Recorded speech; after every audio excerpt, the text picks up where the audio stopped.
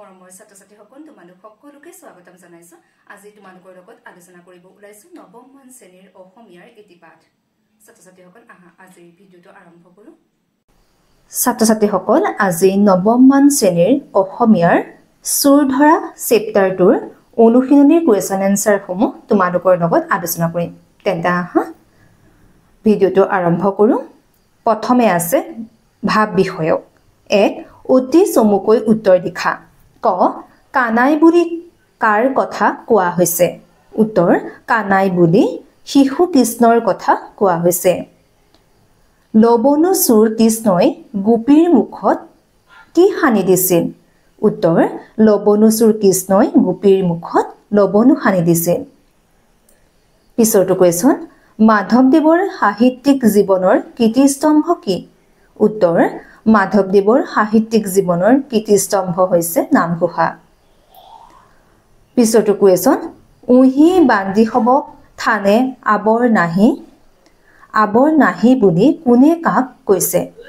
আবৰ নাহি বুলি যশোদাই কৃষ্ণক কৈছে।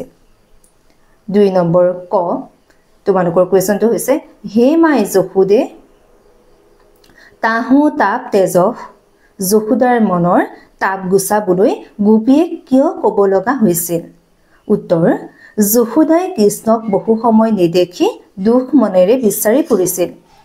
তেনেতে গোপীয়ে কৃষ্ণ ক'ত আছে কিদৰে গোপীসকলৰ লগত ধেমালি কৰি নৃত্য গীত কৰিছে, নিজকে লবণু চুৰ বন্দামৰ পৰা বচাবৰ বাবে গোপীৰ মুখত কেনেকৈ লবণু সানি দিছে ইত্যাদি সমস্ত বিৱৰণ দিলে।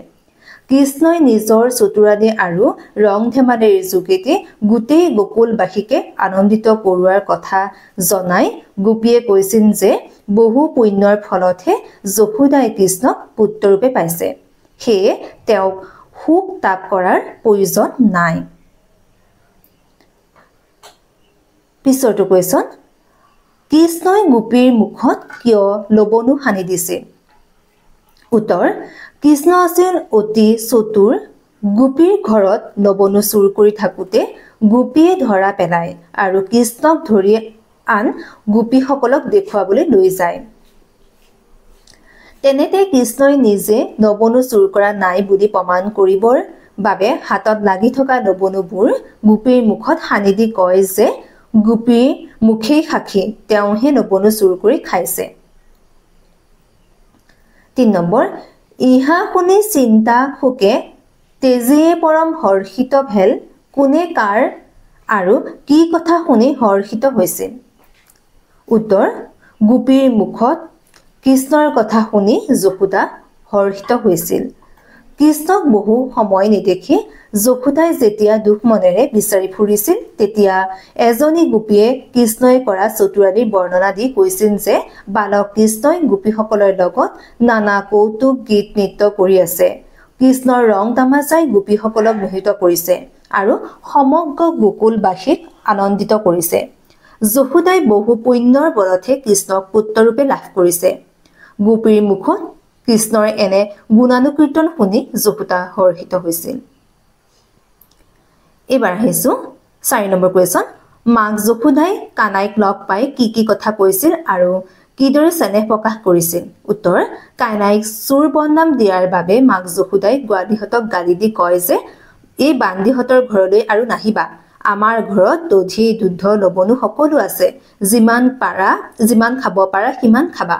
তুমি মোৰ কোটি পুৰুষৰ দেৱৰো দেৱতা, মূৰৰ মুকুট গলৰ সাতসৰী আৰু বুকু শীতল কৰা চন্দন।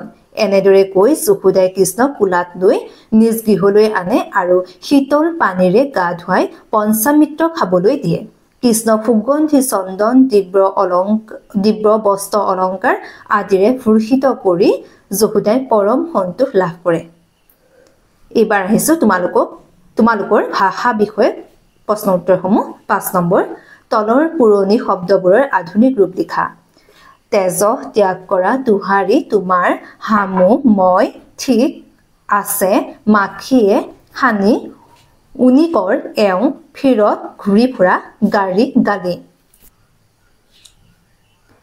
ছাত্ৰ-ছাত্ৰীসকল এইবাৰ আহিছো তোমালোকৰ ৬ নম্বৰ কুৱেশ্যনটোলৈ। বিপৰীত শব্দ চুৰ সাধু উত্তৰ প্ৰশ্ন কাতৰ অকাতৰ পুণ্য পাপ সুখ আনন্দ হৰ্ষ বিষাদ শীতল উষ্ণ ছাত্ৰ ছাত্ৰীসকল এইখিনি আছিল এই চেপ্টাৰৰ অন্তৰ্গত কুৱেশ্যন আনসাৰ ভিডিঅ'টো যদি চাই ভাল পাইছা লাইক কৰিবা কমেন্ট কৰিবা তোমালোকৰ লাইক আৰু কমেন্টে মোক মোটিভেশ্যন দিয়ে এনে ধৰণৰ ভিডিঅ'বোৰ বনাই যাবলৈ ভিডিঅ'টো চাই যদি কিবা অসুবিধা পাইছা কমেন্টৰ যোগে জনাবা পৰৱৰ্তী ভিডিঅ'ত মই সেই অসুবিধাসমূহ দূৰ কৰিবলৈ চেষ্টা কৰিম যদি ভিডিঅ'টো তোমালোকক উপকৃত কৰিছে তেন্তে যিমান পাৰা সিমান নিজৰ বন্ধু বান্ধৱীসকলক শ্বেয়াৰ কৰিবা যাতে তেওঁলোক উপকৃত হয় যদি ভিডিঅ'টো চাই ভাল পাইছা সাবস্ক্ৰাইব কৰি দিবা মোৰ চেনেলটো আৰু ফেসবুক আৰু ইনষ্টাগ্ৰামৰ পাজ দি চাইছা ফলো কৰিবলৈ নাপাহৰিবা ধন্যবাদ